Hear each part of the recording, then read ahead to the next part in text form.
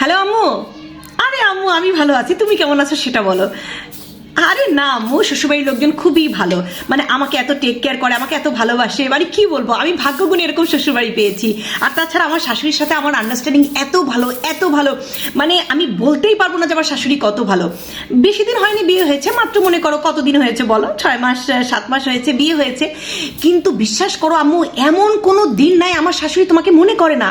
আমার নিজেরই তোমাকে প্রতিদিন মনে করার কথা মনে থাকে না, অথচ আমার শাশুড়ি কিন্তু মানে তোমার কথা প্রতিদিন মনে করবে। এই যেমন ধরো বলবে যে তোমার মা তোমাকে এটা শিখায়নি, তোমার মা তোমাকে ওটা শেখায়নি, আল্লাহ এটা করনি কেন, ওটা করনি কেন, আমি তোমার মেয়েকে শিখেছি, তুমি তোমার আম্মুর কাছ থেকে কিছুই শেখোনি। আমি কি আর বলবো, আর কোনো ভুল হলে তো বলবেই আল্লাহ এটা তো শেখানো দরকার ছিল, আর বিয়ের সময় তোমার মা এটা পাঠায়নি কেন, মেয়ের মাকে তো এটা পাঠানো দরকার ছিল। মানে সব সময় কোনো না কোনো বাহানায় সে তোমাকে মনে করবেই। মা কি বলবো, মানে এতটাই তোমাকে ভালোবাসে, এতটাই তোমার মানে কেয়ার করে।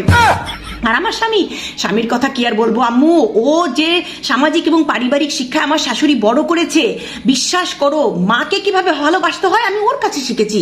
আমি তো জানতামই না মাকে কিভাবে ভালোবাসতে হয়।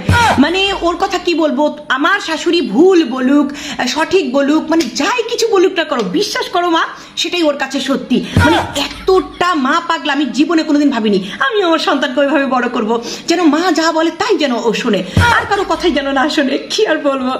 আর শাশুড়ির আরেকটা জিনিস কি জানো, আমার শাশুড়ি কখনোই কখনোই আমার ভুল আমার সামনাসামনি বলবে না, কারণ আমি যদি মনে কষ্ট পাই, এই যে সেদিন ধরো যে তরকারিতে একটু লবণ বেশি হয়েছিল আর কি, বিশ্বাস করো আম্মু আমার শাশুড়ি আমাকে একটা কথাও বলেনি, কুটু কথাও বলেনি, মানে সে আমাকে কিছুই বলেনি। অথচ দেখো সেই খবর, মানে তরকারিতে যে লবণটা বেশি হয়েছে সেই খবরটা না আমার শ্বশুরের কানে গেছে, কাজের বুয়ার কানে গেছে, ওই মানে ওই বিদেশে যে মনে ওই বিদেশে থাকে একটা দুঃসম্পর্কের ননদ, হ্যাঁ তার স্বামীর কানে গেছে, তার 14 গোষ্ঠী জেনে মনে করো তুলুপ কালান কাণ্ড বাঁধিয়ে দিয়েছে আমার শাশুড়ি। হ্যাঁ যে আমি তরকারিতে লবণ বেশি দিয়েছি, কিন্তু আমাকে এত ভালোবাসে এত ভালোবাসে, সে আমাকে বলেনি যে বৌমা তুমি এই কাজটা ভুল করলা কেন। মানে তুমি যেমন আমাকে একটা ভুল করলে বলো না, এটা করলি কেন, এটা করলি কেন, এটা ঠিকভাবে করবি, ওটা ঠিকভাবে করলি, মানে আমার শাশুড়ি ওরকম না মা, বিশ্বাস করো।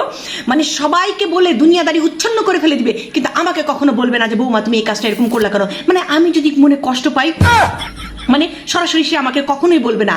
আর আমার এই সুখের জন্য তো তুমিই দায়ী মা, দায়ী না, মানে তোমার জন্যই আমি এই স্বর্গীয় সুখটা অনুভব করছি।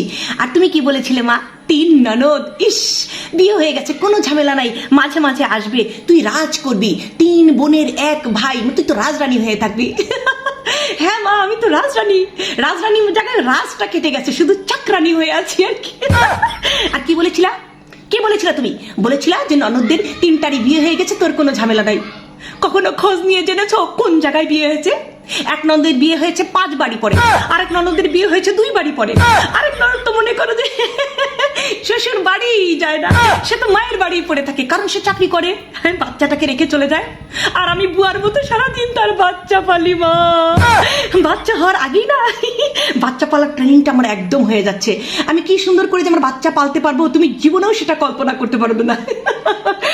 কাজের লোক, হ্যাঁ মা কাজের লোক তো আছে, কিন্তু আমার শাশুড়ি কাজের লোক যখন ঝাড়ু হাতে নেয়, এই কোনা ওই কোনা এই কোনা সেই কোনা এমন করে পরিষ্কার করাবে, মনে করো যে 2 দিন পরে কাজের লোক পালিয়ে যায়। ঠিক আছে, সেই জন্য সব কাজ আমাকেই করতে হয়। আর ঘোরাফেরা, আমার স্বামী, ওরে বাপরে বাপ কি আর বলবো, বিয়ের আগে তুমি বলেছো এখানে যাওয়া যাবে না ওখানে যাওয়া যাবে না, যত ঘোরাফেরা স্বামীর সাথে করবি কোনো সমস্যা নাই। আর বিয়ের পর আমার শাশুড়ি এতই কেয়ার করে আমাকে, সে আমাকে কি বলে জানো, মায়ের বাড়ি থাকতে যত ঘোরাঘুরি করে ফেলেছো, এখন আর তোমাকে ঘুরতে হবে না, ঠিক আছে।